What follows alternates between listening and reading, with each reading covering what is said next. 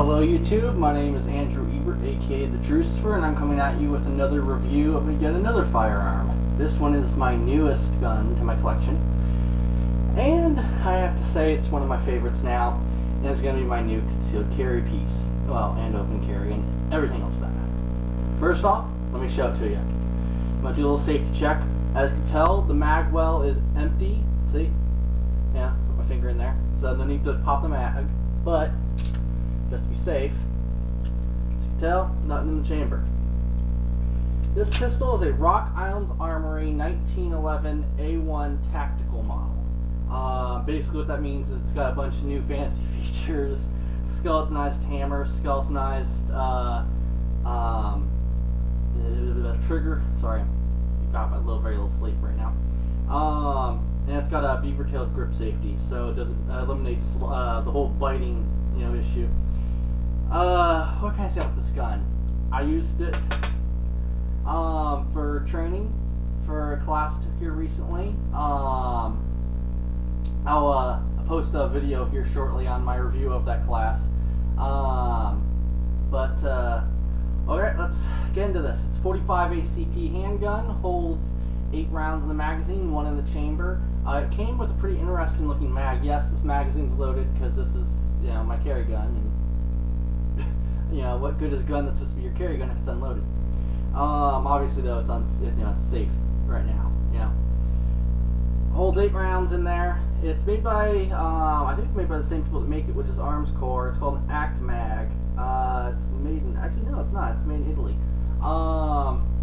Very interesting little, 45 caliber magazine. Single, as you can tell, it's single stack. Protrudes out of the mag well a little bit, so it makes it a little extra bulky. And then I have, for my spare magazines, I use Kimber-made magazines as my spares because they were far easier for me to find, and they also hold 8 rounds. And the mag pouch I'm using is a Blackhawk Products Group mag pouch. Get in there, you son of a bitch. Oh well, it takes. You gotta remember, if I'm collecting magazines in the middle of a firefight, I'm an idiot. So we'll leave it at that. It's actually not a bad pouch as long as you're not trying to reinsert the magazines in there, with just one hand or whatever.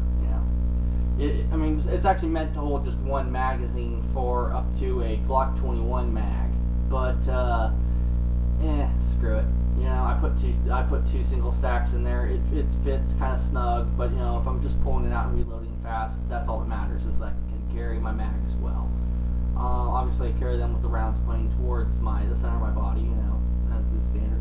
Okay, I also cover holsters real fast. This is my Uncle Mike's inside the waistband holster, left-handed, because, well, I'm left-handed because of my formed hand, It's a size 5, fits 4.5 to 5-inch barrels.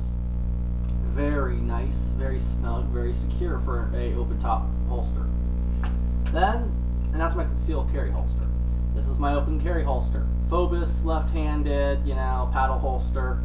This thing does a great job. I like to open carry most of the time because it gives me an opportunity to inform people of Ohio's laws in regards to firearms. And of course, I got my amigos right now. Alright, let's jump into this pistol. It's accurate, it's reliable. I'm able to hit targets out to 50 yards with it, no real problem. It's got these just standard sights on there. I can pop those off, and I'm going to throw on some night sights here eventually, and I'll give you a review once I get night sights on there and tell you how that affects anything. I've put about 500 rounds through this gun already. All bull ammo, no hollow points, but I don't use hollow points for 45 as defensive ammo. For 9mm, that might be a good idea, but I still don't use them because I'm broke. So anyway, this pistol's excellent. Didn't cost me a bunch.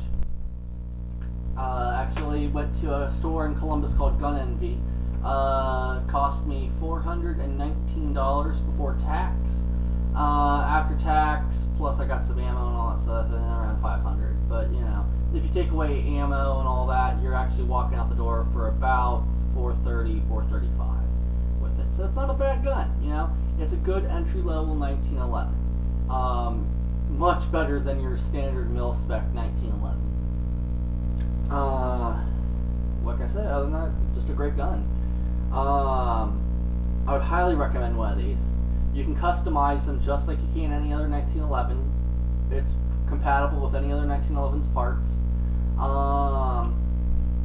In general, it's just a great gun, you know?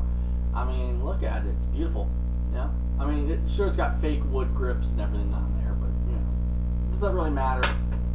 I'm eventually going to put Preston Crimson Trace laser grips on there, you know, because this is going to be my main defensive gun, and I mean, any little extra edge I can have over the bad guys, a plus for me, you know? So,